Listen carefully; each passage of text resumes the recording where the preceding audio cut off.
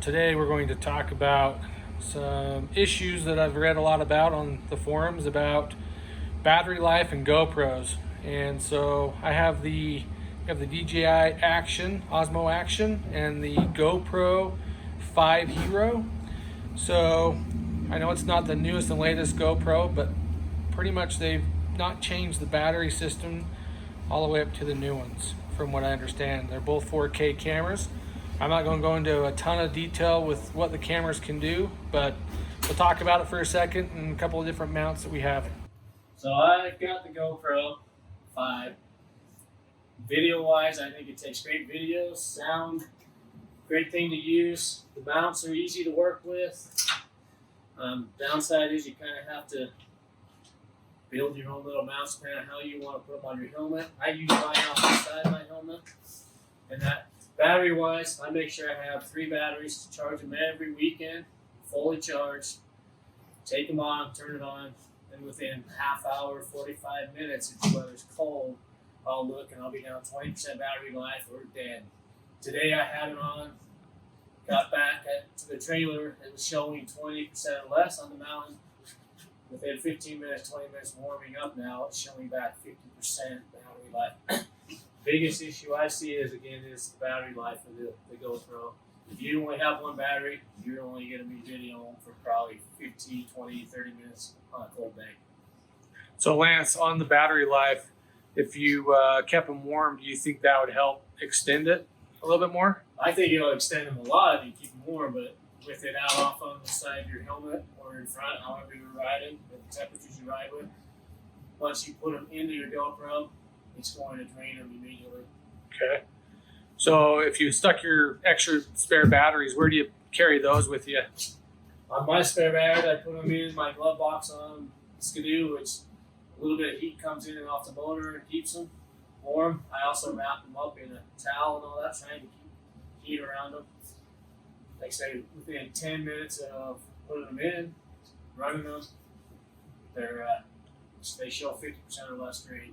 So you're pretty much cycling batteries all day. They drain, warm them up, they show battery life again, you put them back in, and you keep doing that. Well, a lot of days I'll put one in, and once it's done, I don't ever put another one in because I don't want to dig them out and change them out. All right. Use them for riding them. So I use the DJI Osmo Action. I've had this for almost a year now. I got it last spring, and I actually love it. I had a GoPro before, and the battery life on this, as Lance talked about with his GoPro, the battery life on this is good down to a negative 10 degrees Celsius, and they don't drain nearly as fast. I can go pretty much all day on a battery if I turn it off and turn it on, and I don't have to really cycle my batteries through. I run mine at 4K, 30 frames per second all the time, and that's what I use. The nice thing with these are, it's DJI. They come with mounts, cases, and they just use the same action camera, all the mount systems that you already have for any GoPro or any other action camera, because it just goes so fast. GoPro makes a great camera. Not dissing that at all. I'm not dissing any of them. I'm just saying the battery life on this, you pretty much go, all day. If I'm doing a lot of recording, I might go through maybe a battery and a half. I keep my batteries, my spare ones, in my glove box on my sled just so they stay warm. Inside the battery case, you might not be able to see it. You can't see it, but there's little signals in here. There's little signs on the battery to tell you whether or not it's been charged. So when it's dead, you just flip it over and it tells you real quick whether or not the battery's charged or not. And then I use a different kind of mount system than what Lance does. Mine goes right here on the front of my helmet. On my like this because it's really easy to exchange between helmets. I can take it off. It gives you a different perspective than off to the side. It's right here in the front. It's not up on top of your helmet, so you're not getting your visor all the time. And I got hooked on this from dirt biking, single track riding. One of the riders that we ride with, she uses one, and so. So Kelly, tell me, you said that you used GoPro at one time, and what were the predominant reasons that you switched or changed? So one of the big reasons I changed is my GoPros. It was the battery life on the GoPro, and I wasn't too. Mine was older than Lance's, and the battery life wasn't as great. And I wanted to get a 4K camera. I also have a couple DJI drones that we use, and the camera systems, and they have awesome 4K cameras, and so that's one of the biggest reasons I went to this when they released it last year.